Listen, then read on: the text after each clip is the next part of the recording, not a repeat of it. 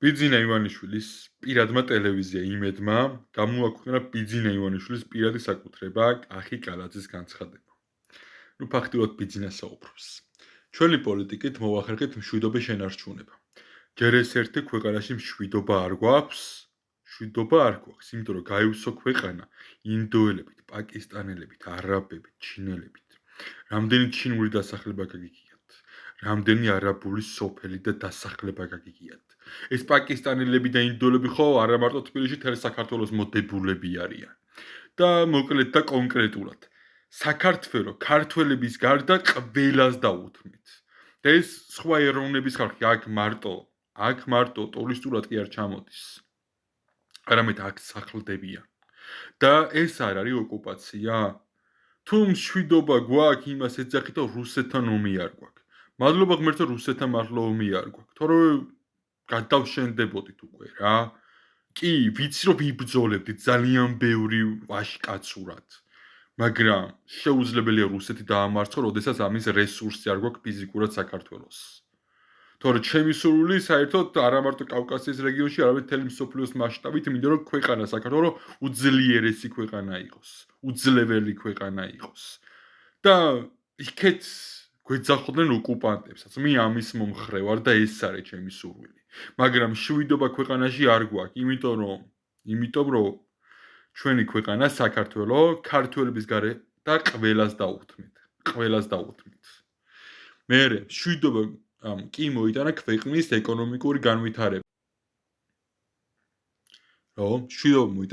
ეკონომიკური განვითარება. ხო, კაც წავიკითხე. რა ეკონომიკურ განვითარებაზე მელაპარაკებთ? 2 მილიონზე მეტი ემიგრანტი ყავს. ხელფასები არ იზრდება, პროდუქციის ფასები იზრდება. ანუ რომელ ეკონომიკურ განვითარებაზე მელაპარაკებით?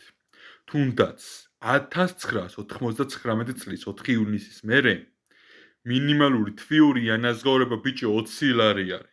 20 ლარი ბიჭო. და ეკონომიკური განვითარება ეს მაინც შეცვალეთ. დააწესეთ მინიმალური საათობრივი ანაზღაურება 8 ლარი. მინიმუმზე ვსაუბრობ. და მინიმალური თვიური ანაზღაურება 800 ლარი. მინიმუმზე ვსაუბრობ მხოლოდ. და პირდაპირ გეუბნებით, მინიმალურ თვიურ ანაზღაურებას თუ დააწესეთ მინიმუმ 800 ლარს, 300,000-ზე მეტ ადამიანს ხელფასი გაეზრდება. ხოლო მინიმალურ საათობრივ ანაზღაურებას 8 ლარს თუ დააწესებთ, სტატისტიკებზე დაყრდნობით გეუბნებით, გურწმელად გეუბნებით, რაც დავთვალე. 1,150,000 ადამიანზე მეც ხელფასი ეზრდება. და საუბრობთ მშვიდობაზე და ეკონომიკაზე, როდესაც ჩვენი ქვეყანა, საქართველო, ჩემი სამშობლო, თქვენი სამშობლო არ არის. გაანადგურებთ, დანგრევის პირას აკავთ. ეს ვინმეს რომ გორუნა მოგწონდეთ და არც არავინ გამომიხტეთ, რომ ეს ნაცია.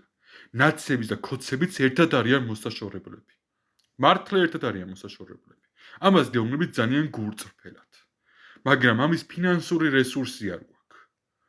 მაგრამ მოვა იქ დროც, მჯერა, რომ ნაცსაც და ქოცაც ერთდროულად დავითხოვთ, როგორც პოზიციიდან, ისე ოპოზიციიდან.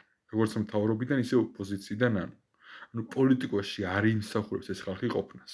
და თუ იმას ჩემი დახმარება გინდათ, რომ შევიძინო სხვადასხვა ტექნიკა, ანუ მინდა რომ მაქსიმალურად ყველა ტელევიზიის და აბსოლუტურად ყველა საინფორმაციო ველი გავარღვიო.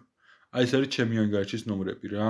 ზემოთ ფოტოებზეც ხედავთ, რამდენი მიბრძოლია, რამდენი აქციის ორგანიზატორი ყოფილი ვარ, რამდენი აქციის თუნდაც უბრალოდ რიგითი მხარდამჭერი, მაგრამ ყოველთვის მართალი ვიყავი უფლისა და ერის წინაშე რა. ბევრი გამოვიარე და ზუსტად ვიცი რა მინდა. ჩემი ქვეყანაში ეროვნული ტრადიციული დღის წესრიგი და არა ქოცური ან ნაცური. და ისე იცოდეთ, არავის კოლონიად ყოფნას არ ვაპირებ.